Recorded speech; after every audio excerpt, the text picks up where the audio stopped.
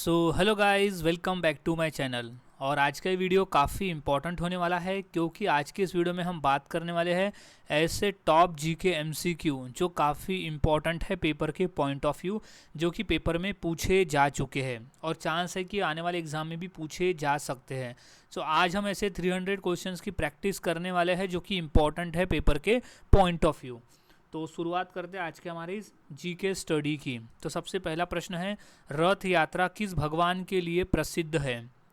तो इसका सही जवाब हो जाएगा जगन्नाथ भगवान के लिए प्रसिद्ध है रथ यात्रा। अगला प्रश्न, महावीर जयंती किस धर्म का पर्व है? तो इसका सही जवाब हो जाएगा जैन धर्म का। महावीर जयंती जो है वो जैन धर्म का पर्व है। अगला प्रश्न है, बुद्ध पूर्णिमा किस धर्म का पर्व है? तो सही जवाब हो जाएगा बौद्ध धर्म का। बुद्ध पूर्णिमा जो है वो बौद्ध धर्म का पर्व है। अगला प्रश्न है, भारत का पहला परमाणु परीक्षण कब हुआ?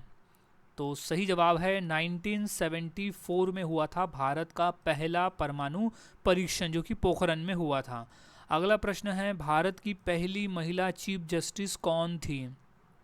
तो इसका सही जवाब है फातिमा बीबी थी भारत देश की पहली महिला चीफ जस्टिस। अगला प्रश्न, भारत का पहला सुपर कंप्यूटर कहाँ स्थापित हुआ? तो सही जवाब है CDAC में स्थापित हुआ था भारत का पहला सुपर कंप्यूटर। अगला प्रश्न है, भारत की पहली महिला अंतरिक्ष यात्री कौन थी? तो सही जवाब हो जाएगा कल्पना चावला थी भारत की पहली महिला अंतरिक्ष यात्री। अगला प्रश्न, भारत का पहला मैगजीन कौन सा था? तो राइट जवाब है बंगाल गजट भारत का पहला मैगजीन था। अगला प्रश्न, भारत का पहला राष्ट्रीय बैंक कौन सा था? तो वो था बैंक ऑफ बॉम्बे था भारत का पहला राष्ट्रीय बैंक। अगला प्रश्न, भारत में सबसे बड़ा राष्ट्रीय उद्यान कौन सा है?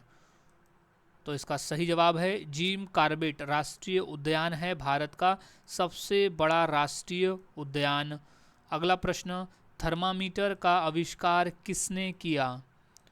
तो सही जवाब है गैलीलियो ने किया था थर्मामीटर का आविष्कार। अगला प्रश्न, प्रिंटिंग प्रेस का आविष्कार किसने किया? तो सही जवाब है गुटेनबर्ग नामक वैज्ञानिक ने प्रिंटिंग प्रेस का आविष्कार किया था। अगला प्रश्न है, लिफ्ट का आविष्कार किसने किया? तो सही जवाब है ओटिस नामक वैज्ञानिक ने लिफ्ट का आविष्कार किया था। अगला प्रश्न है, कंपास का आविष्कार किसने किया? तो सही जवाब है चीनी ने किया था कंपास का आविष्कार। अगला प्रश्न, सिलाई मशीन का आविष्कार किसने किया? तो सही जवाब है इलियास होवे नामक वैज्ञानिक ने सिलाई मशीन का आविष्कार किया था। अगला प्रश्न, टाइपराइटर का आविष्कार किसने किया? तो इसका राइट जवाब है क्रिस्टोफर सोल्स नामक वैज्ञानिक ने टाइपराइटर का आविष्कार किया था क्रिस्टोफर सोल्स ने। अगला प्रश्न, IPS का फुल फॉर्म क्या है?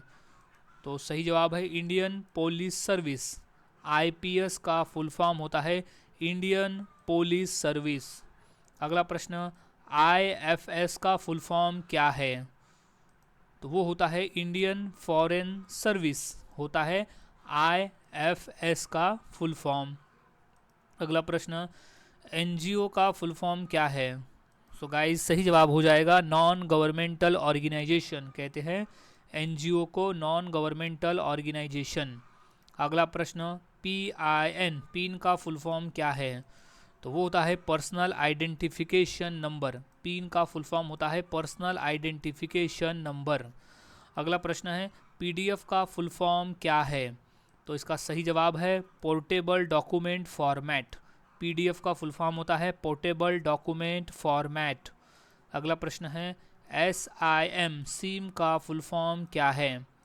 तो वो है subscriber identity module. Subscriber identity module कहते हैं सिम को। अगला प्रश्न है, वेदों की भाषा क्या थी? तो वो थी संस्कृत भाषा। वेद जो है वो संस्कृत भाषा में लिखे गए हैं, तो वेदों की भाषा थी संस्कृत भाषा। अगला प्रश्न, बुद्ध का महापरिनिर्वाण कहाँ हुआ था? तो वो हुआ था कुशीनगर में। महापरिनिर्वाण यानी है मृत्यु, तो गौतम बुद्ध की जो मृत्यु है वो हुई थी कुशीनगर में। अगला प्रश्न, उपनिषदों की संख्या कितनी मानी जाती है? तो इसका राइट जवाब हो जाएगा 108। उपनिषदों की संख्या जो है वो 108 मानी जाती है। अगला प्रश्न है, त्रिपिटक किस धर्म का ग्रंथ है? तो वो है बौद्ध धर्म का। त्रिपिटक जो है वो बौद्ध धर्म का ग्रंथ है। अगला प्रश्न, महावीर स्वामी का जन्म कहाँ हुआ था? तो वो हुआ था वैशाली में। महावीर स्वामी का जन्म हुआ था वैशाली में। अगला प्रश्न, गौतम बुद्ध को ज्ञान की प्राप्ति कहाँ हुई थी? तो वो बोध गया में हुई थी गौतम बुद्ध को ज्ञान की प्राप्ति। अगला प्रश्न, शेरशाह सूरी का वास्तविक नाम क्या था? तो वो था फरीद। शेरशाह सूरी का वास्तविक नाम था फरीद। अगला प्रश्न, ग्रैंड ट्रंक रोड का निर्माण किसने कराया? तो वो शेरशाह सूरी ने कराया था। ग्रैंड ट्रंक रोड का निर्माण शेरशाह सूरी द्वारा किया गया था। अगला प्रश्न, राजधानी परिवर्तन का प्रयोग किस सुल्तान ने किया? तो वो मोहम्मद बिन तुगलक ने किया था राजधानी परिवर्तन का पहला प्रयोग। अगला प्रश्न, भूमि माप प्रणाली किसने शुरू की? तो वो शेरशाह सूरी ने शुरू की थी। भूमि माप प्रणाली शेरशाह सूरी द्वारा शुरू की गई थी। अगला प्रश्न है, तुगलक वंश का संस्थापक कौन था? तो वो था गयासुद्दीन तुगलक। तुगलक वंश का संस्थापक था गयासुद्दीन तुगलक। अगला प्रश्न है, तांबे की मुद्रा चलाने का प्रयास किसने किया? तो वो था मोहम्मद बिन तुगलक था तांबे की मुद्रा चलाने का प्रयास करने वाला। अगला प्रश्न है कि बक्सर का युद्ध कब हुआ? तो वो हुआ था 1764 में। बक्सर का युद्ध हुआ सन 1764 में हुआ था। अगला प्रश्न है, बक्सर के युद्ध में अंग्रेजों के विरुद्ध कौन थे? तो वो थे मीर कासिम, शाह आलम द्वितीय और सिजाउद्दौला। ये तीनों थे बक्सर के युद्ध में अंग्रेजों के विरोध में। अगला प्रश्न, इलाहाबाद की संधि कब हुई? तो वो हुई थी 1765 में हुई थी इलाहाबाद की संधि। अगला प्रश्न है, स्थायी बंदोबस्त किसने लागू की? सही जवाब है लॉर्ड कार्नवालिस ने स्थायी बंदोबस्त लागू की थी। अगला प्रश्न, महालवाड़ी व्यवस्था किसने शुरू की? सही जवाब है होल्ट मैकेंजी ने शुरू की थी महालवाड़ी व्यवस्था। अगला प्रश्न है, रैवतवाड़ी व्यवस्था किससे संबंधित है? तो वो संबंधित है किसानों से। रैवतवाड़ी व्यवस्था जो है वो किसानों से संबंधित है। अगला प्रश्न, लोकतंत्र का जन्म किस देश में हुआ? तो वो यूनान में हुआ था। लोकतंत्र का जन्म हुआ यूनान में। अगला प्रश्न है, यूनान के महान दार्शनिक कौन थे? तो वो थे प्लेटो, अरस्तु और सुकरात। ये तीनों थे यूनान के महान दार्शनिक। तो उपरोक्त सभी इसका सही जवाब हो जाएगा, यानी तीनों थे। अगला प्रश्न है, रोमन सभ्यता की भाषा क्या थी?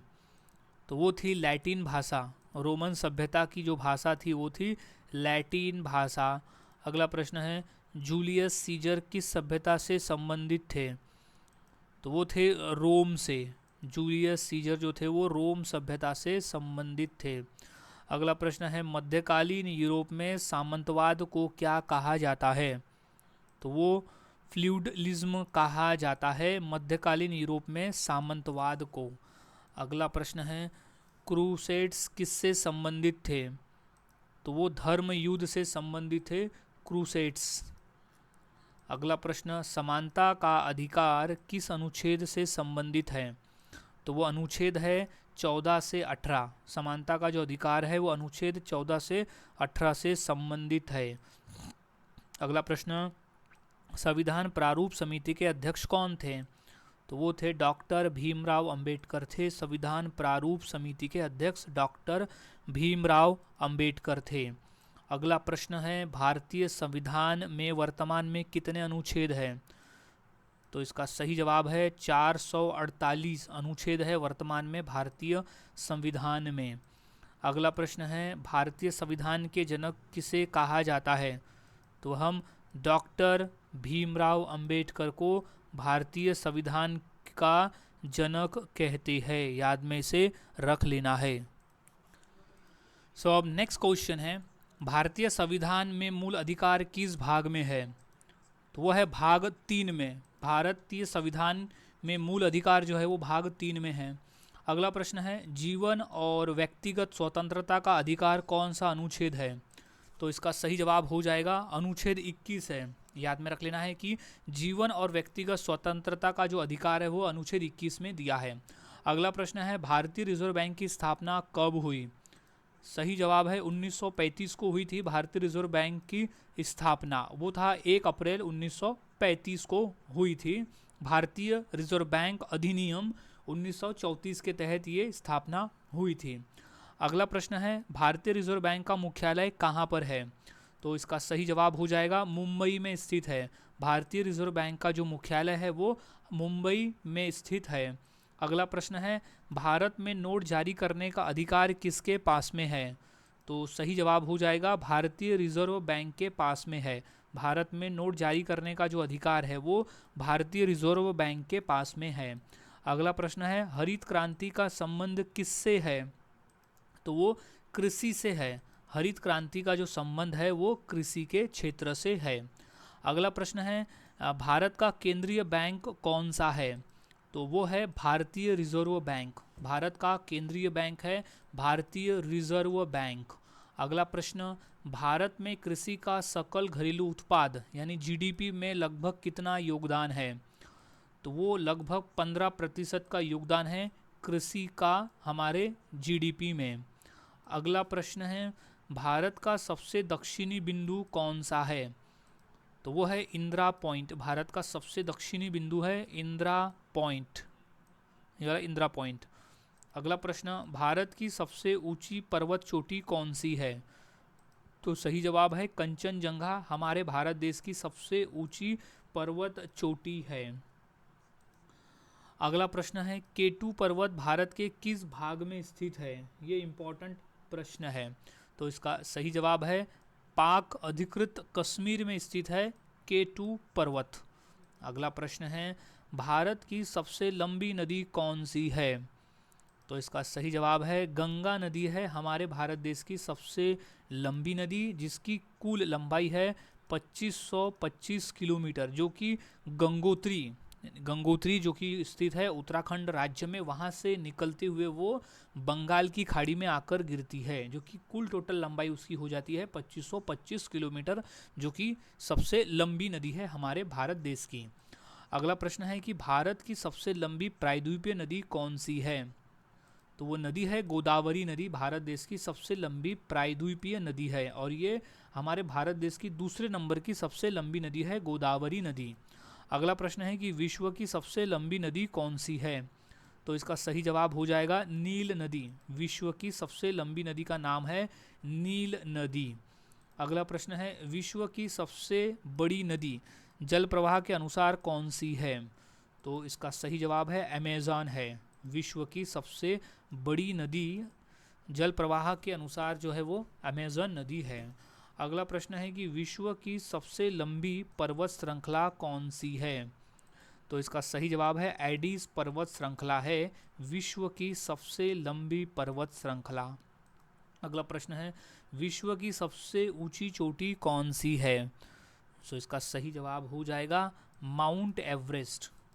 माउंट एवरेस्ट जो है वो विश्व की सबसे ऊंची चोटी है, जिसकी कुल ऊंचाई है 8848 मीटर, इसकी टोटल ऊंचाई है। अगला प्रश्न है, विश्व का सबसे बड़ा मरुस्थल कौन सा है?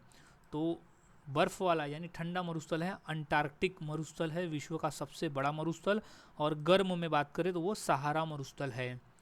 अगला प्रश्न है कि माउंट एवरेस्ट किस पर्वत श्रृंखला में स्थित है? तो इसका सही जवाब हो जाएगा हिमालय पर्वत श्रृंखला में स्थित है माउंट एवरेस्ट। नेक्स्ट, गुरुत्वाकर्षण का नियम किसने दिया? सही जवाब है न्यूटन ने दिया था गुरुत्वाकर्षण का नियम, सर आइजैक न्यूटन ने। अगला प्रश्न, न्यूटन का प्रथम गति नियम किससे संबंधित है? तो वो जड़त्व से संबंधित है। न्यूटन का प्रथम गति नियम यानी फर्स्ट लॉ ऑफ मोशन। अगला प्रश्न है, संवेग का सूत्र क्या है? तो उसका सूत्र है द्रव्यमान मल्टीप्लाइड बाय वेग। द्रव्यमान मल्टीप्लाइड बाय वेग है संवेग का सूत्र। अगला प्रश्न है, न्यूटन का द्वितीय गति नियम किससे संबंधित है? तो वो बल और त्वरण से संबंधित है। न्यूटन का जो द्वितीय गति नियम है वो बल और त्वरण यानी फोर्स और एक्सेलरेशन से संबंधित है। अगला प्रश्न, न्यूटन का तीसरा नियम क्या बताता है? तो वो बताता है कि क्रिया और प्रतिक्रिया, एक्शन और रिएक्शन के बारे में बताता है न्यूटन का तीसरा नियम। अगला प्रश्न है, जड़त्व किस पर निर्भर करता है? तो सही जवाब है वो द्रव्यमान पर निर्भर करता है जड़त्व। अगला प्रश्न है कि परमाणु संख्या क्या दर्शाती है?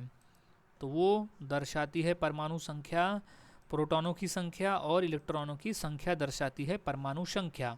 तो ऑप्शन नंबर हो जाएगा डी, बी और सी दोनों इसका सही जवाब हो जाएगा। इम्पॉर्टेंट प्रश्न है ये।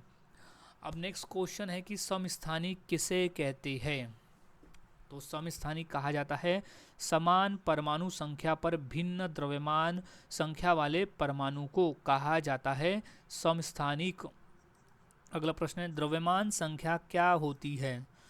तो वो होती है प्रोटॉन प्लस न्यूट्रॉन। द्रव्यमान संख्या जो होती है वो proton plus neutron equals to द्रव्यमान संख्या। अगला प्रश्न है, समभारी किसे कहते हैं? तो वो समान द्रव्यमान संख्या को कहते हैं समभारिक, समान द्रव्यमान संख्या को। अगला प्रश्न है कि आवर्त सारणी का आधुनिक रूप किसने दिया? तो वो मोसले ने दिया था। आवर्त सारणी का जो आधुनिक रूप है वो मोसले ने दिया था। अगला प्रश्न है, मानव शरीर की सबसे बड़ी कोशिका कौन सी है? तो वो है अंडाणु। मानव शरीर की सबसे बड़ी कोशिका जो है वो अंडाणु है। अगला प्रश्न है, आधुनिक आवर्त नियम किस पर आधारित है? तो वो परमाणु संख्या पर आधारित है। आवर्त नियम जो है वो परमाणु संख्या पर आधारित है। जो आधुनिक वाली, जो मॉडर्न वाली जो पीरियोडिक टेबल है वो परमाणु संख्या पर आधारित है। अब अगला प्रश्न है कि प्रोटीन संश्लेषण किस अंगक में होता है? तो वो राइबोसोम में होता है। याद रखना है, प्रोटीन संश्लेषण जो है वो राइबोसोम में होता है। अगला प्रश्न है कि कोशिका का पावर हाउस किसे कहा जाता है? तो वो माइक्रोकॉन्ड्रिया को कहते हैं। कोशिका का पावर हाउस कहा जाता है माइक्रोकॉन्ड्रिया को। अगला प्रश्न, सीपीयू के मुख्य भाग कौन से हैं? तो वो है एएलयू और सीयू। एएलयू और सीयू कहते हैं सीपीयू के दो मुख्य अंग है। याद रखना है, एएलयू यानी अरिथमेटिक लॉजिक यूनिट और सीयू यानी कंट्रोल यूनिट। अगला प्रश्न है, मानव शरीर की सबसे छोटी कोशिका कौन सी है? तो सही जवाब है शुक्राणु। मानव शरीर की सबसे छोटी कोशिका होती है शुक्राणु। अगला प्रश्न है, एएलयू का पूरा नाम क्या है? तो उसका होता है अरिथमेटिक लॉजिक यूनिट। एएलयू का पूरा नाम होता है अरिथमेटिक लॉजिक यूनिट। अगला प्रश्न है कि पौधों में भोजन निर्माण की प्रक्रिया क्या कहलाती है? तो वो कहलाती है प्रकाश संश्लेषण। पौधों में भोजन निर्माण की जो प्रक्रिया है वो प्रकाश संश्लेषण कहलाती है। अगला प्रश्न है, सीयू का पूरा नाम क्या है? तो सही जवाब है कंट्रोल यूनिट। सीयू को कंट्रोल यूनिट कहते हैं। अगला प्रश्न है कि प्रकाश संश्लेषण में कौन सी गैस ली जाती है? तो वो कार्बन डाइऑक्साइड गैस ली जाती है। प्रकाश संश्लेषण में कार्बन डाइऑक्साइड गैस लेते हैं। अगला प्रश्न है कि कंप्यूटर का मस्तिष्क किसे कहा जाता है? तो वो सीपीयू को कहा जाता है, जिसका मतलब होता है सेंट्रल प्रोसेसिंग यूनिट सीपीयू। अगला प्रश्न है, आरएएम रैम का पूरा नाम क्या है? तो वो है रैंडम एक्सेस मेमोरी। रैम का पूरा नाम है रैंडम एक्सेस मेमोरी। अगला प्रश्न है, रैम किस प्रकार की मेमोरी है? तो एक अस्थायी मेमोरी है। आरएएम रैम जो है वो एक अस्थायी मेमोरी है। अगला प्रश्न है, ओलंपिक खेलों का ध्वज किस रंग का होता है? तो वो होता है सफ़ेद रंग का। याद रखना है, ओलंपिक खेलों का जो ध्वज है वो सफ़ेद रंग का होता है। सो नेक्स्ट क्वेश्चन है, ओलंपिक का शुभंकर क्या कहलाता है? तो उसे मॉस्कॉट कहते हैं ओलंपिक का शुभंकर को। अगला प्रश्न है कि ओलंपिक खेलों की मशाल कहाँ जलाई जाती है? तो सही जवाब है ओलंपिया में जलाई जाती है। ओलंपिक खेलों की जो मशाल है ओलंपिया में जलाई जाती है। अब अगला प्रश्न है, क्रिकेट का जनक किस देश को कहा जाता है? तो सही जवाब है वो इंग्लैंड को कहते हैं। क्रिकेट का जनक इंग्लैंड देश को कहा जाता है, क्योंकि क्रिकेट खेलने की जो शुरुआत है वो इंग्लैंड देश से हुई थी। अगला प्रश्न है कि क्रिकेट में एक ओवर में कितनी गेंदें होती है? तो टोटल 6 गेंदें फेंकी जाती है एक ओवर में क्रिकेट के गेम में। अगला प्रश्न है, क्रिकेट में पिच की लंबाई कितनी होती है? तो इसका सही जवाब हो जाएगा 22 गज की होती है क्रिकेट में पिच की लंबाई। अगला प्रश्न, गीतांजलि के लेखक कौन है? तो सही जवाब हो जाएगा रविंद्रनाथ टैगोर है। गीतांजलि के जो लेखक है वो है रविंद्रनाथ टैगोर। इम्पॉर्टेंट प्रश्न है, इसे याद में रख लेना है, क्योंकि गीतांजलि के लिए ही रविंद्रनाथ टैगोर को 1913 में नोबेल पुरस्कार से भी सम्मानित किया गया था, और वो पहले भारतीय और पहले एशियाई थे जिन्हें नोबेल पुरस्कार मिला था। अगला प्रश्न है, गोदान उपन्यास किसने लिखा? तो सही जवाब है वो मुंशी प्रेमचंद जी द्वारा लिखा गया है गोदान उपन्यास, मुंशी प्रेमचंद। अगला प्रश्न है, कामयानी के लेखक कौन है? तो इसका सही जवाब है जय शंकर प्रसाद है। कामयानी के लेखक है जय शंकर प्रसाद। अगला प्रश्न, भारत भारती के लेखक कौन है? राइट जवाब मैथिली शरण गुप्त है भारत भारती के लेखक। अगला प्रश्न है, पंचतंत्र के लेखक कौन माने जाते हैं? तो वो है विष्णु शर्मा। पंचतंत्र के लेखक जो है वो विष्णु शर्मा माने जाते हैं। अगला प्रश्न, रामचरितमानस के लेखक कौन है? तो सही जवाब है तुलसीदास ने लिखी है रामचरितमानस, तुलसीदास द्वारा लिखी गई है। अगला प्रश्न है, पद्म पुरस्कारों में सर्वोच्च पुरस्कार कौन सा है? तो वो है पद्म विभूषण है, पद्म पुरस्कारों में सर्वोच्च पुरस्कार। अगला प्रश्न है कि पद्मश्री पुरस्कार किस क्षेत्र में दिया जाता है? तो दिए गए ऑप्शन में से किसी भी क्षेत्र में नहीं दिया जाता, दिया जाता है। या तो खेल में भी दिया जाता है, साहित्य में भी और कला में भी, ये तीनों में दिया जा सकता है उत्कृष्ट प्रदर्शन के लिए। तो ऑप्शन नंबर हो जाएगा डी की सभी के लिए दिया जाता है। अगला प्रश्न है कि पद्म भूषण पुरस्कार किस श्रेणी का सम्मान है? तो वो द्वितीय श्रेणी का सम्मान है पद्म भूषण पुरस्कार। अगला प्रश्न है, पद्म पुरस्कारों की घोषणा कब की जाती है? तो वो गणतंत्र दिवस पर की जाती है पद्म पुरस्कारों की घोषणा। अगला प्रश्न है, पद्म पुरस्कारों का वितरण कौन करता है? सही जवाब है राष्ट्रपति करते हैं पद्म पुरस्कारों की वितरण। अगला प्रश्न है, पद्म विभूषण पुरस्कार किस श्रेणी का सम्मान है?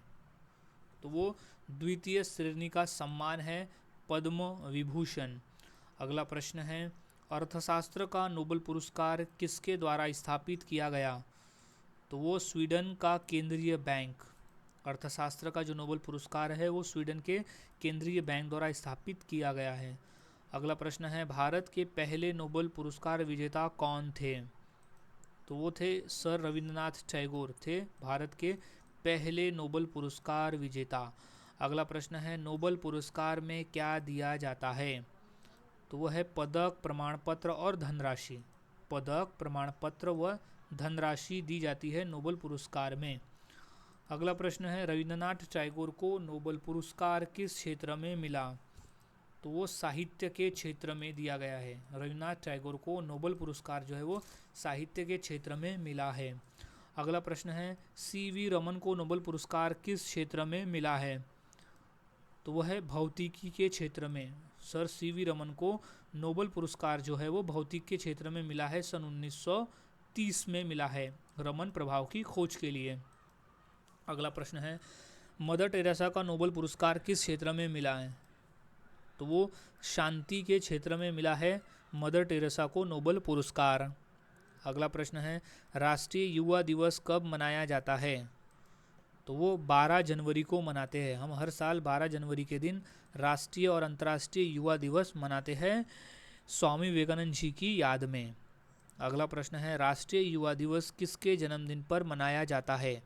तो इसका सही जवाब हो जाएगा स्वामी विवेकानंद जी की जयंती के अवसर पर हम हर साल मनाते हैं राष्ट्रीय युवा दिवस। अगला प्रश्न है राष्ट्रीय एकता दिवस कब मनाया जाता है? तो सही जवाब है 31 अक्टूबर को हम हर साल राष्ट्रीय एकता दिवस के रूप में मनाते हैं सरदार वल्लभ भाई पटेल जी की याद में। अगला प्रश्न है राष्ट्रीय महिला दिवस कब मनाया जाता है? तो वो है 13 फरवरी के दिन हम हर साल राष्ट्रीय महिला दिवस के रूप में मनाते हैं। और हाँ, अब क्यों मनाते हैं? क्योंकि उस दिन भारत कोकिला कहे जाने वाली सरोजिनी नायडू जी की जयंती आती है और उन्हीं की जयंती में हम मनाते हैं हर साल 13 फरवरी को, और 8 मार्च को हम हर साल अंतर्राष्ट्रीय महिला दिवस मनाते हैं। तो ये दोनों डिफरेंस को याद में रख लेना है। अब अगला प्रश्न है कि राष्ट्रीय विज्ञान दिवस किस घटना से संबंधित है? तो वो रमन प्रभाव की खोज से संबंधित है राष्ट्रीय विज्ञान दिवस। अगला प्रश्न है राष्ट्रीय विज्ञान दिवस कब मनाया जाता है? तो वो है 28 फरवरी के दिन हम हर साल राष्ट्रीय विज्ञान दिवस के रूप में मनाते हैं। अगला प्रश्न है अंतर्राष्ट्रीय श्रमिक दिवस यानी विश्व मजदूर दिवस कब मनाया जाता है? तो इसका राइट जवाब हो जाएगा 1 मई के दिन हम हर साल अंतर्राष्ट्रीय श्रमिक दिवस के रूप में मनाते हैं। अगला प्रश्न है विश्व जल दिवस कब मनाया जाता है? तो इसका सही जवाब हो जाएगा 22 मार्च के दिन हम हर साल विश्व जल दिवस के रूप में मनाते हैं। अगला प्रश्न है विश्व स्वास्थ्य संगठन की स्थापना दिवस कब मनाया जाता है? ये मोस्ट इम्पॉर्टेंट प्रश्न है। तो सही जवाब है 7 अप्रैल के दिन हम हर साल विश्व स्वास्थ्य संगठन स्थापना दिवस मनाते हैं। अगला प्रश्न है विश्व स्वास्थ्य दिवस कब मनाया जाता है? तो उसी दिन है 7 अप्रैल को विश्व स्वास्थ्य दिवस हम मनाते हैं। अगला प्रश्न अंतर्राष्ट्रीय मातृभाषा दिवस कब मनाया जाता है? तो सही जवाब है 21 फरवरी को हम हर साल अंतर्राष्ट्रीय मातृभाषा दिवस के रूप में मनाते हैं। अगला प्रश्न है अंतर्राष्ट्रीय साक्षरता दिवस कब मनाया जाता है? तो सही जवाब है 8 सितंबर को हम हर साल अंतर्राष्ट्रीय साक्षरता दिवस के रूप में मनाते हैं। अगला प्रश्न है भारतीय अंतरिक्ष अनुसंधान संगठन यानी इसरो का मुख्यालय कहाँ है? तो वो स्थित है बेंगलुरु में। भारतीय अंतरिक्ष अनुसंधान संगठन का मुख्यालय स्थित है बेंगलुरु में। अगला प्रश्न है भारतीय कृषि अनुसंधान परिषद का मुख्यालय कहाँ है? तो वो स्थित है दिल्ली में। भारतीय कृषि अनुसंधान परिषद का जो मुख्यालय है वो दिल्ली शहर में स्थित है। अगला प्रश्न है भारतीय वायुसेना की स्थापना कब हुई? तो वो हुई थी 8 अक्टूबर 1932 को हुई थी भारतीय वायुसेना की स्थापना। अगला प्रश्न भारतीय सेना का मुख्यालय कहाँ है? तो वो स्थित है नई दिल्ली में। भारतीय सेना का जो मुख्यालय है वो स्थित है नई दिल्ली में। अगला प्रश्न है भारतीय विज्ञान कांग्रेस का मुख्य उद्देश्य क्या है? तो उद्देश्य है विज्ञान और प्रौद्योगिकी के क्षेत्र में अनुसंधान और विकास है भारतीय विज्ञान कांग्रेस का मुख्य उद्देश्य। अगला प्रश्न भारतीय नौसेना का मुख्यालय कहाँ है? तो इसका सही जवाब है मुंबई में स्थित है। भारतीय नौसेना का जो मुख्यालय है वो मुंबई में स्थित है। अगला प्रश्न है अंतर्राष्ट्रीय मुद्रा कोष का मुख्यालय कहाँ है? तो इसका सही जवाब है वॉशिंगटन डीसी में स्थित है। अंतर्राष्ट्रीय मुद्रा कोष का जो मुख्यालय है वो वॉशिंगटन डीसी में है। अगला प्रश्न है अंतर्राष्ट्रीय मुद्रा कोष की स्थापना कब हुई? तो सही जवाब हो जाएगा ये हुई थी 1944 को अंतर्राष्ट्रीय मुद्रा कोष की स्थापना हुई थी। अब अगला प्रश्न है कि यूनेस्को का मुख्यालय कहाँ है? तो इसका सही जवाब है पेरिस में स्थित है। यूनेस्को का मुख्यालय स्थित है पेरिस में। अगला प्रश्न है WTO का मुख्यालय कहाँ है? तो वह है जेनेवा में। WTO का मुख्यालय स्थित है जेनेवा में। अगला प्रश्न है WTO का पूरा नाम क्या है? तो उसे कहते हैं world trade organisation. World trade organisation कहा जाता है WTO को। अगला प्रश्न है कि ILO का मुख्य उद्देश्य क्या है? तो वो है श्रमिकों के अधिकार और रोजगार।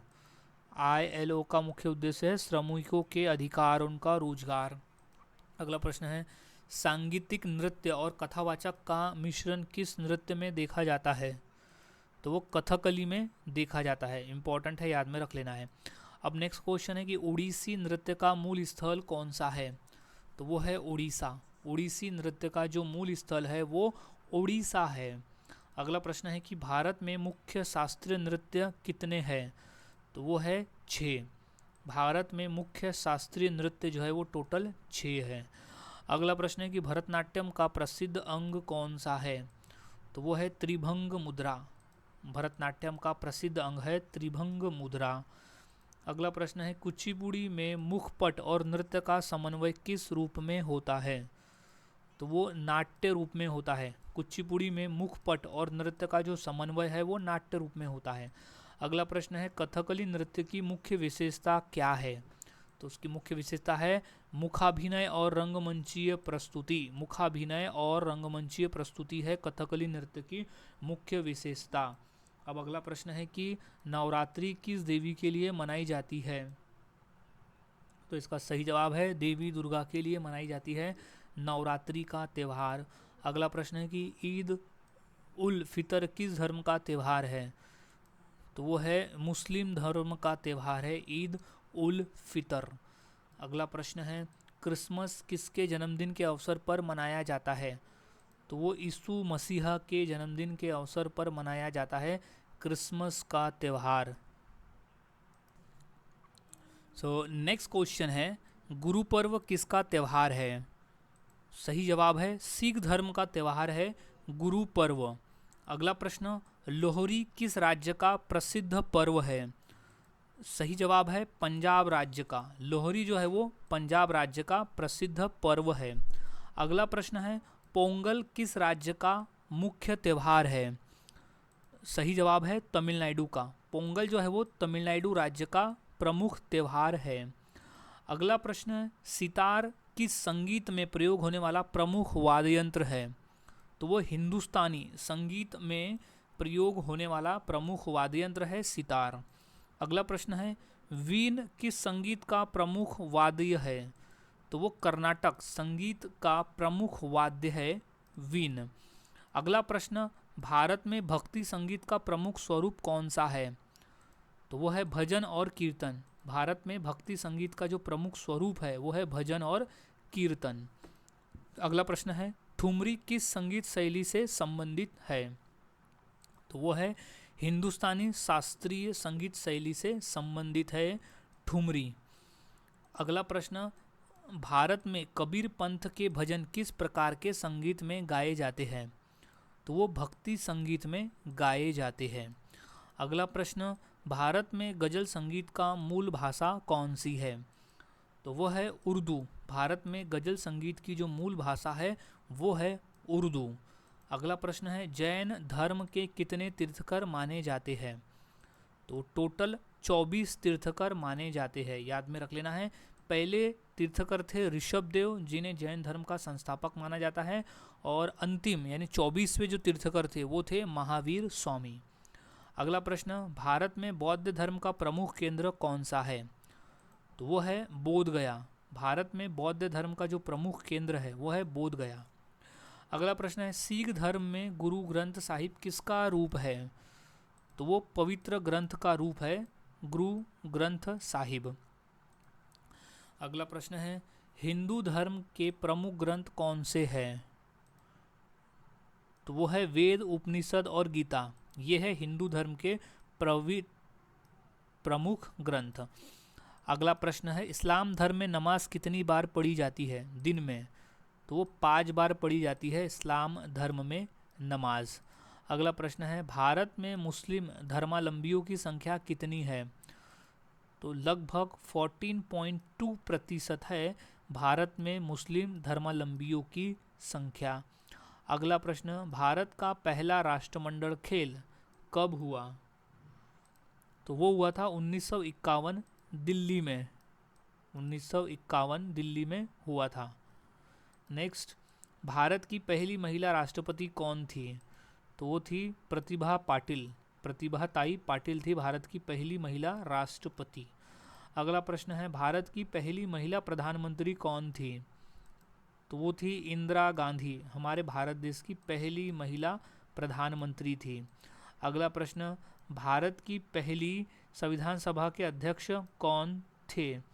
भारत के पहले संविधान सभा के अध्यक्ष, तो वो थे डॉक्टर राजेंद्र प्रसाद, वही थे, यानी संविधान सभा के अध्यक्ष वही थे, शुरू से लेकर आखिरी तक स्थायी अध्यक्ष। अगला प्रश्न है कि भारत का पहला रेल मार्ग कब शुरू हुआ? तो 1853 में शुरू हुआ भारत का पहला रेल मार्ग। अगला प्रश्न है कि भारत का पहला अंतर्राष्ट्रीय हवाई अड्डा कौन सा था? तो वो था जुहू एयरपोर्ट, जो कि मुंबई में स्थित है, वो था भारत का पहला अंतर्राष्ट्रीय हवाई अड्डा जुहू एयरपोर्ट। अगला प्रश्न है, फोटोग्राफी का आविष्कार किसने किया? तो सही जवाब है नाइसर फोर निप्स ने किया था फोटोग्राफी का आविष्कार। अगला प्रश्न है, माचिस का आविष्कार किसने किया? तो सही जवाब है जॉन वॉकर ने किया था माचिस का आविष्कार, जॉन वॉकर ने। अगला प्रश्न है, हवाई जहाज का आविष्कार किसने किया? सही जवाब है राइट बंधु ने किया था हवाई जहाज का आविष्कार, राइट बंधु। अगला प्रश्न है, रेल इंजन का आविष्कार किसने किया? सही जवाब है जॉर्ज स्टीफेंसन ने किया था रेल इंजन का आविष्कार, जॉर्ज स्टीफेंसन ने। अगला प्रश्न, रबर का वल्कनीकरण किसने किया? तो सही जवाब है चार्ल्स गुडियर ने किया था रबर का वल्कनीकरण। अगला प्रश्न है, पनडुब्बी का आविष्कार किसने किया? तो वो कॉर्नेलियस डेब्रेल ने किया था पनडुब्बी का आविष्कार। अगला प्रश्न, यूएसबी का फुल फॉर्म क्या है? तो वो है यूनिवर्सल सीरियल बस, यूनिवर्सल सीरियल बस कहते हैं यूएसबी को। अगला प्रश्न है, एलईडी का फुल फॉर्म क्या है? तो वो है लाइट इमिटिंग डायोड, एलईडी का फुल फॉर्म है लाइट इमिटिंग डायोड। अगला प्रश्न है, एलसीडी का फुल फॉर्म क्या है? तो वो है लिक्विड क्रिस्टल डिस्प्ले, एलसीडी का फुल फॉर्म है लिक्विड क्रिस्टल डिस्प्ले। अगला प्रश्न है, एआई का फुल फॉर्म क्या है? तो सही जवाब हो जाएगा आर्टिफिशियल इंटेलिजेंस, एआई का फुल फॉर्म है आर्टिफिशियल इंटेलिजेंस। अगला प्रश्न, जीपीएस का फुल फॉर्म क्या है? तो इसका सही जवाब है ग्लोबल पोजिशनिंग सिस्टम, जीपीएस को कहते हैं ग्लोबल पोजिशनिंग सिस्टम। अगला प्रश्न, वाईफाई का फुल फॉर्म क्या है? तो वो है वायरलेस फिडिलिटी, वायरलेस फिडिलिटी कहते हैं वाईफाई को। अगला प्रश्न है, सिंधु घाटी सभ्यता की खोज किसने की थी? तो सही जवाब है दयाराम साहनी ने की थी सिंधु घाटी सभ्यता की खोज। अगला प्रश्न है, हड़प्पा सभ्यता का सबसे बड़ा नगर कौन सा था? तो वो था मोहेनजोदड़ो, हड़प्पा सभ्यता का सबसे बड़ा नगर था। अगला प्रश्न, हड़प्पा सभ्यता का बंदरगाह नगर कौन सा था? तो वो था लोथल, जो कि गुजरात राज्य में स्थित था। लोथल वो हड़प्पा सभ्यता का बंदरगाह नगर था। अगला प्रश्न, ऋग्वेद में कितने मंडल है? तो टोटल 10 मंडल है ऋग्वेद में। अगला प्रश्न है, ऋग्वेद के देवता कौन थे? तो वो थे देवता इंद्र, भगवान इंद्र थे ऋग्वेद के देवता। अगला प्रश्न है, गायत्री मंत्र किस वेद में है? तो वो है ऋग्वेद में, गायत्री मंत्र जो है वो ऋग्वेद में दिया गया है। अगला प्रश्न है, दिल्ली सल्तनत का संस्थापक कौन था? तो सही जवाब है कुतुबुद्दीन ऐबक था, दिल्ली सल्तनत का संस्थापक था कुतुबुद्दीन ऐबक। नेक्स्ट, गुलाम वंश का संस्थापक कौन था? तो सही जवाब है कुतुबुद्दीन ऐबक था गुलाम वंश का संस्थापक। अगला प्रश्न, दिल्ली सल्तनत की प्रथम महिला शासक कौन थी? तो वो थी रजिया सुल्तान, दिल्ली सल्तनत की प्रथम महिला शासक थी रजिया सुल्तान। नेक्स्ट, चालीसा प्रणाली किसने शुरू की? तो वो बलबन ने शुरू की थी चालीसा प्रणाली। अगला प्रश्न, खिलजी वंश का संस्थापक कौन था? तो वो था जलालुद्दीन खिलजी। खिलजी वंश का संस्थापक था जलालुद्दीन खिलजी। अगला प्रश्न, बाजार नियंत्रण नीति किस सुल्तान ने लागू की? तो वो अलाउद्दीन खिलजी ने लागू की थी बाजार नियंत्रण नीति। अगला प्रश्न, भारत में यूरोपियनों में सबसे पहले कौन आए? तो वो पुर्तगाली आए थे। भारत में यूरोपियनों में से सबसे पहले पुर्तगाली आए थे। अगला प्रश्न है, वास्को डी गामा भारत कब आया था? तो वो आया था 1498 में वास्को डी गामा भारत आया था। अगला प्रश्न है, भारत में प्रथम अंग्रेजी फैक्ट्री कहाँ स्थापित हुई? तो वो हुई थी सूरत में। भारत में प्रथम अंग्रेजी फैक्ट्री जो है वो सूरत में स्थापित हुई थी। अगला प्रश्न है, ईस्ट इंडिया कंपनी की स्थापना कब हुई? तो वो 1600 ईस्वी में हुई थी ईस्ट इंडिया कंपनी की स्थापना। अगला प्रश्न है, प्लासी का युद्ध कब हुआ? तो वो हुआ था 1757 में हुआ था प्लासी का युद्ध। अगला प्रश्न, प्लासी के युद्ध में अंग्रेजों का नेतृत्व किसने किया? तो वो रॉबर्ट क्लाइव ने किया था प्लासी के युद्ध में अंग्रेजों का नेतृत्व। नेक्स्ट, मेसोपोटामिया सभ्यता किन नदियों के बीच में विकसित हुई?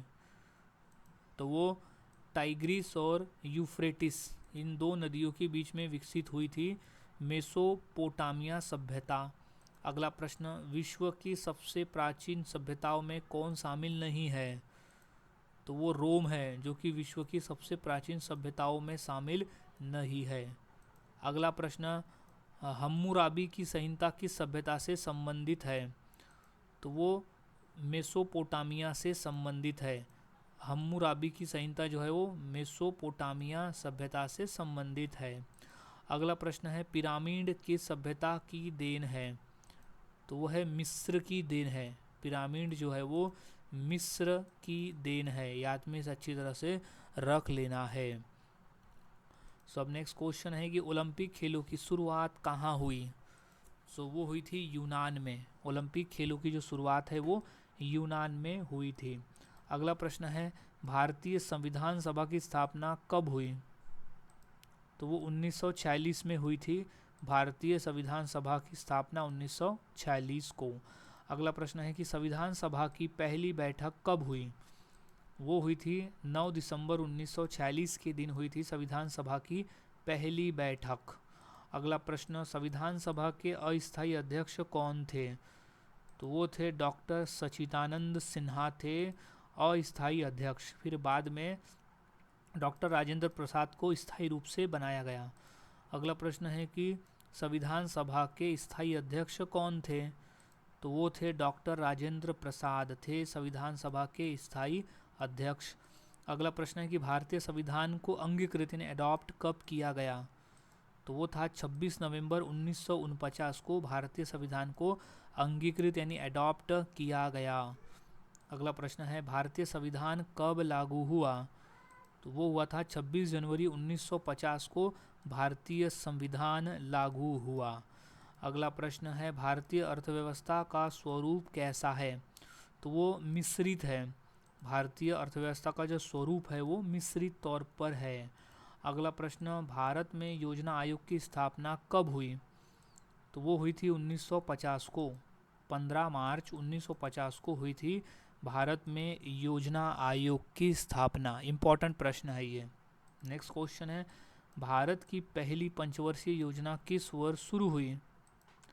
तो वो हुई थी 1951 में। 1951 में पहली पंचवर्षीय योजना की शुरुआत हुई थी। अगला प्रश्न, भारत की पहली पंचवर्षीय योजना का मुख्य उद्देश्य क्या था? तो उद्देश्य था कृषि विकास। भारत की पहली पंचवर्षीय योजना का मुख्य उद्देश्य था कृषि का विकास करना। अगला प्रश्न है कि योजना आयोग का स्थान किसने लिया? तो वो नीति आयोग ने लिया है योजना आयोग का स्थान। अब अगला प्रश्न है कि नीति आयोग की स्थापना कब हुई? तो वो हुई थी सन 2015 में हुई थी नीति आयोग की स्थापना।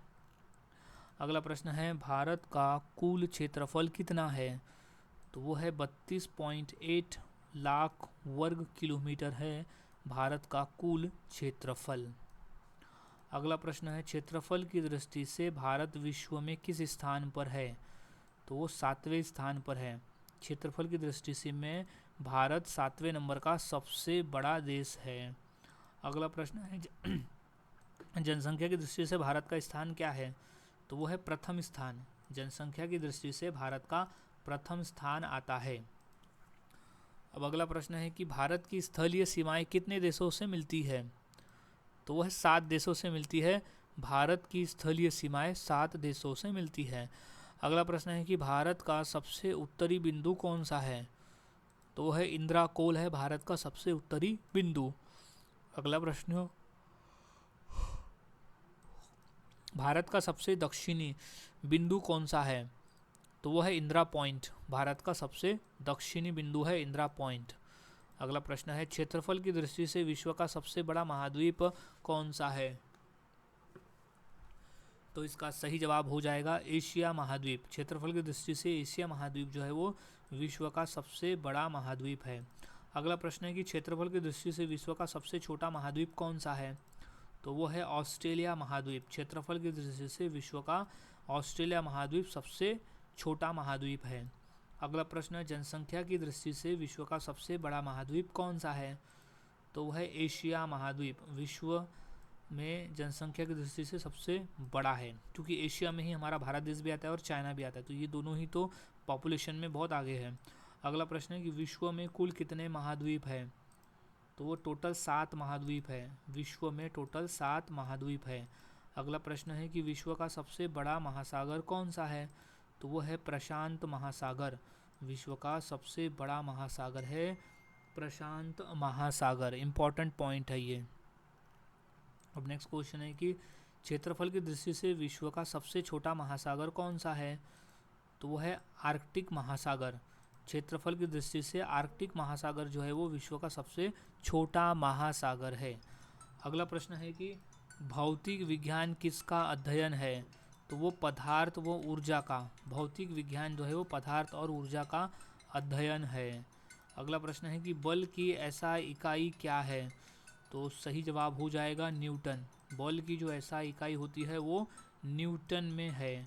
अगला प्रश्न है कार्य की ऐसा इकाई क्या है? तो सही जवाब है जूल। कार्य की जो ऐसा इकाई होती है वो जूल में होती है। अगला प्रश्न है कि शक्ति की ऐसा इकाई क्या है? तो वो है वाट। शक्ति की जो ऐसा इकाई है वो है वाट में। अगला प्रश्न है कि ऊर्जा की ऐसा इकाई क्या है? तो वो है जूल में। ऊर्जा की ऐसा इकाई होती है जूल में। अगला प्रश्न है वेग और चाल में मुख्य अंतर क्या है? तो वो है दिशा का। वेग और चाल में जो मुख्य अंतर है वो दिशा का है। अगला प्रश्न है रसायन विज्ञान किसका अध्ययन है? तो वो पदार्थों की संरचना, गुण और परिवर्तन का। पदार्थों की संरचना, गुण व परिवर्तन का अध्ययन है रसायन विज्ञान। इम्पॉर्टेंट प्रश्न है ये। अब नेक्स्ट क्वेश्चन है कि पदार्थ की सबसे छोटी इकाई जो रासायनिक गुण बनाए रखती है क्या कहलाती है? तो उसे अणु कहते हैं। पदार्थ की सबसे छोटी इकाई जो रासायनिक गुण बनाए रखती है उसे अणु कहा जाता है। नेक्स्ट है कि तत्व क्या होता है? तो तत्व होता है एक ही प्रकार के परमाणुओं से बना पदार्थ। तत्व को कहते हैं एक ही प्रकार के परमाणुओं से बना पदार्थ। अगला प्रश्न है कि कुल कितने प्राकृतिक तत्व पाए जाते हैं? तो टोटल 92 है। टोटल 92 प्राकृतिक तत्व पाए जाते हैं। अगला प्रश्न है कि सबसे हल्का तत्व कौन सा है? तो वो है हाइड्रोजन। सबसे हल्का तत्व होता है हाइड्रोजन। अगला प्रश्न सबसे भारी प्राकृतिक तत्व कौन सा है? तो वो है यूरेनियम सबसे भारी प्राकृतिक तत्व है। अगला प्रश्न जीव विज्ञान किसका अध्ययन है? तो वो जीवों का अध्ययन है। जीव विज्ञान जो है वो जीवों का अध्ययन है। अगला प्रश्न जीव विज्ञान के जनक कौन माने जाते हैं? तो वो अरस्तु माने जाते हैं। जीव विज्ञान के जो जनक है वो अरस्तु माने जाते हैं। नेक्स्ट है कि वनस्पति विज्ञान किसका अध्ययन है? तो इसका सही जवाब हो जाएगा कि पौधों का अध्ययन है। वनस्पति विज्ञान जो है वो पौधों का अध्ययन है। अगला प्रश्न है प्राणी विज्ञान किसका अध्ययन है? तो सही जवाब है जंतुओं का अध्ययन है प्राणी विज्ञान। मोस्ट इम्पॉर्टेंट प्रश्न है ये। अब नेक्स्ट क्वेश्चन है कि कोशिका की खोज किसने की? तो सही जवाब है रॉबर्ट हुक ने की थी कोशिका की खोज, रॉबर्ट हुक द्वारा की गई थी। अगला प्रश्न है कोशिका सिद्धांत किसने दिया? तो सही जवाब है स्लाइडन और स्वान ने दिया था कोशिका सिद्धांत। अगला प्रश्न है कंप्यूटर क्या है? तो कंप्यूटर एक इलेक्ट्रॉनिक मशीन है, याद रखना है कंप्यूटर एक इलेक्ट्रॉनिक मशीन है। अगला प्रश्न है कंप्यूटर के जनक किसे कहा जाता है? तो वो चार्ल्स बैबेज को कहते हैं, कंप्यूटर का जनक है चार्ल्स बैबेज। सो अब नेक्स्ट क्वेश्चन है कंप्यूटर में डेटा किस रूप में संग्रहित होता है? तो सही जवाब है बाइनरी रूप में संग्रहित होता है कंप्यूटर में डेटा। अगला प्रश्न बाइनरी संख्या प्रणाली में कितने अंक होते हैं? तो वो 2 अंक होते हैं, याद रखना है कि बाइनरी संख्या प्रणाली में 2 अंक होते हैं। अगला प्रश्न है कंप्यूटर की सबसे छोटी इकाई क्या है? तो वो इकाई है बीट, कंप्यूटर की सबसे छोटी इकाई होती है बीट। अगला प्रश्न एक बाइट में कितने बीट होते हैं? तो वो होते हैं 8, एक बाइट में टोटल 8 बीट होते हैं। अगला प्रश्न है हॉकी भारत का राष्ट्रीय खेल माना जाता है, सही है कि गलत है? तो ये आंशिक रूप से सही है लेकिन आधिकारिक रूप से गलत है, यानी हॉकी को आधिकारिक रूप में मान्यता नहीं मिली है राष्ट्रीय खेल का। अगला प्रश्न है कि ओलंपिक खेलों का प्रतीक कितने छल्लों से बना है? तो वो 5 छल्लों से बना हुआ है ओलंपिक खेलों का प्रतीक। अगला प्रश्न है ओलंपिक खेलों का आदर्श वाक्य क्या है? तो वो है faster higher stronger, faster higher और स्ट्रॉन्गर है ओलंपिक खेलों का आदर्श वाक्य। अगला प्रश्न है कि ओलंपिक खेल कितने वर्ष के अंतराल पर होते हैं? तो वो होते हैं 4 वर्षों के अंतराल पर, ओलंपिक खेल जो है वो 4 वर्षों के अंतराल पर होते हैं। अगला प्रश्न है आधुनिक ओलंपिक खेलों की शुरुआत कब हुई? तो वो हुई थी 1896 में हुई थी आधुनिक ओलंपिक खेलों की शुरुआत। अगला प्रश्न है ओलंपिक खेलों की शुरुआत किस देश में हुई? तो वो हुई थी ग्रीस में, ओलंपिक खेलों की जो शुरुआत है वो ग्रीस में हुई थी। अगला प्रश्न है गीता रहस्य पुस्तक के लेखक कौन है? तो वो है लोकमान्य तिलक, गीता रहस्य पुस्तक के लेखक है लोकमान्य तिलक। अगला प्रश्न है डिस्कवरी ऑफ इंडिया पुस्तक के लेखक कौन है? तो सही जवाब है जवाहरलाल नेहरू जी ने लिखी है डिस्कवरी ऑफ इंडिया नामक पुस्तक। अगला प्रश्न है माय एक्सपेरिमेंट विथ ट्रूथ किसकी आत्मकथा है? तो वो महात्मा गांधी जी की आत्मकथा है माय एक्सपेरिमेंट विथ ट्रूथ। अगला प्रश्न है इंडिया विंस फ्रीडम पुस्तक किसने लिखी है? तो वो है मौलाना अबुल कलाम आज़ाद द्वारा लिखी गई है इंडिया विंस फ्रीडम पुस्तक।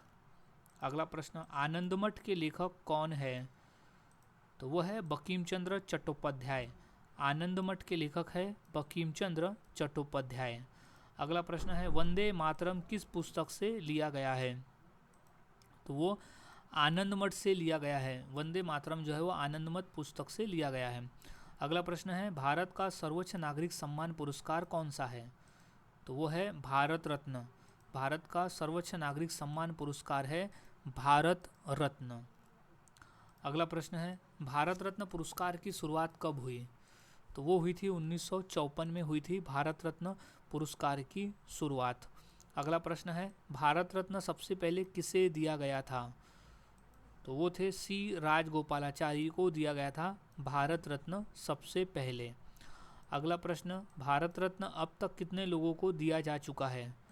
तो टोटल 53 लोग हैं जिसे अब तक भारत रत्न दिया जा चुका है। अगला प्रश्न भारत रत्न अब तक कितने यानी किस क्षेत्र में दिया जाता है? तो वह है कला साहित्य विज्ञान और सार्वजनिक सेवा, अगर इन क्षेत्रों में उसका सर्वश्रेष्ठ प्रदर्शन रहता है तो उसे भारत रत्न दिया जाता है। अगला प्रश्न है पद्म पुरस्कार कितने प्रकार के होते हैं?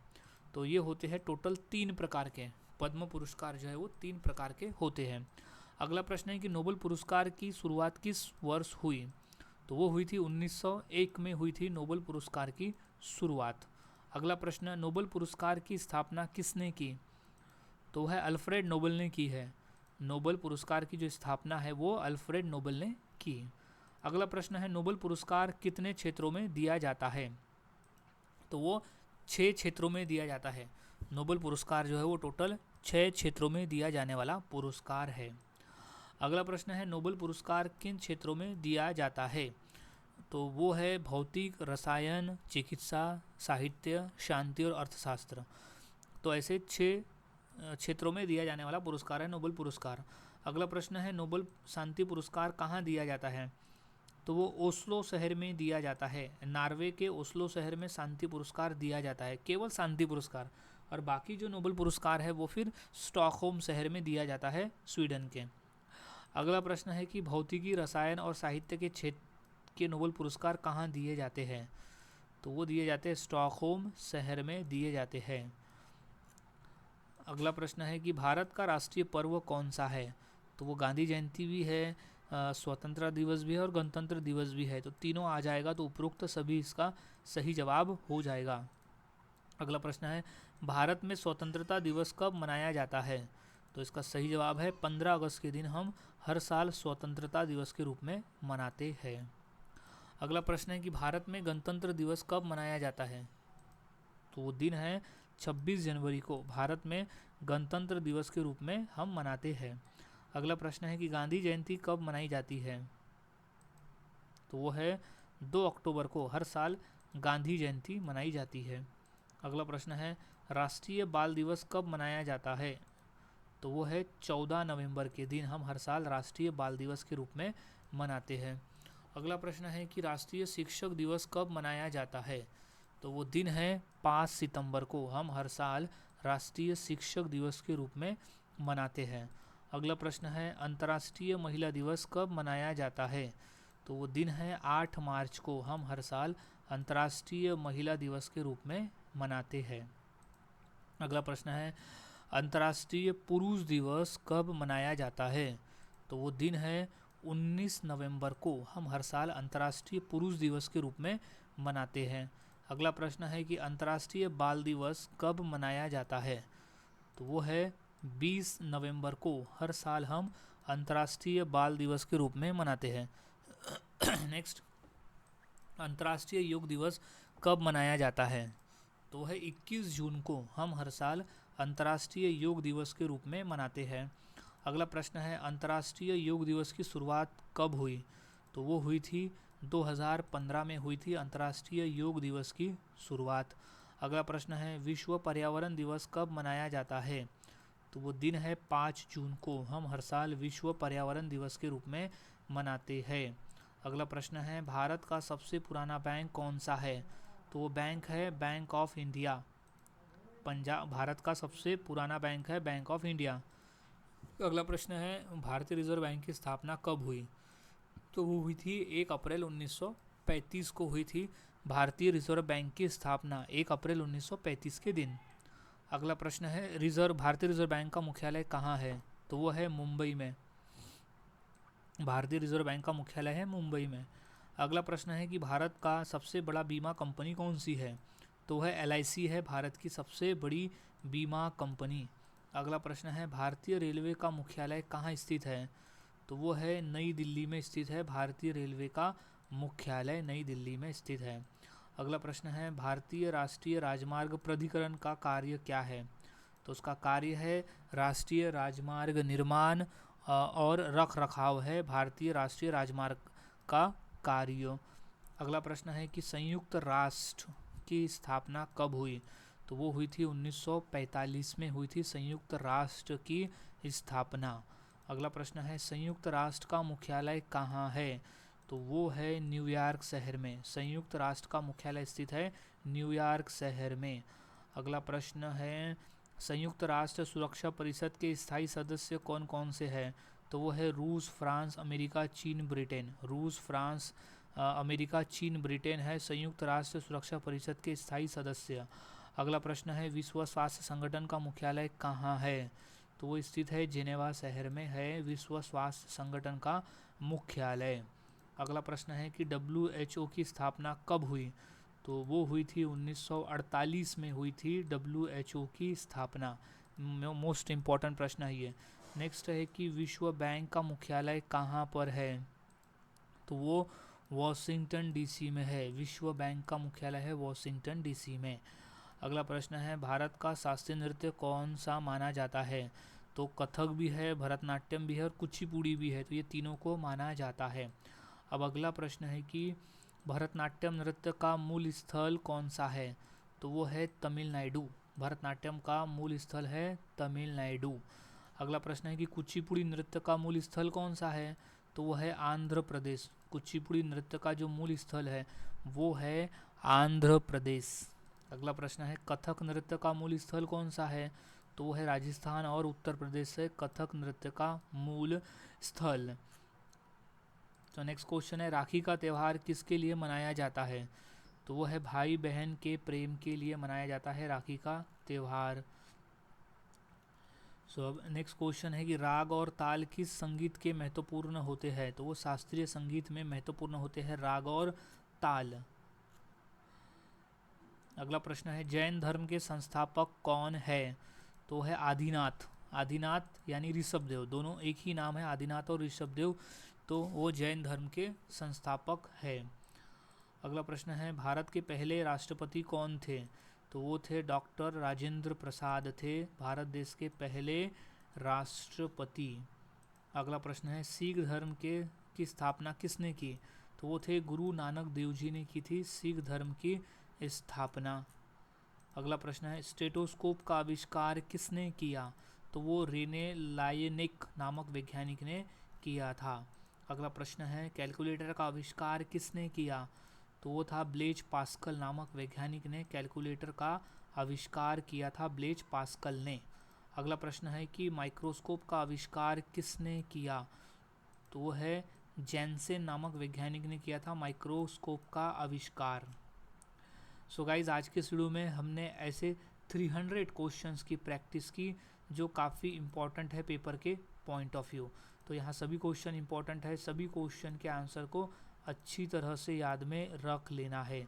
सो मिलता हूँ ऐसे ही और नए जीके क्वेश्चंस के साथ अगली वीडियो में। तब तक के लिए चैनल के साथ बने रहे, वीडियोस को देखते रहे और इसी तरह से रोज़ाना जीके की प्रैक्टिस करते रहे।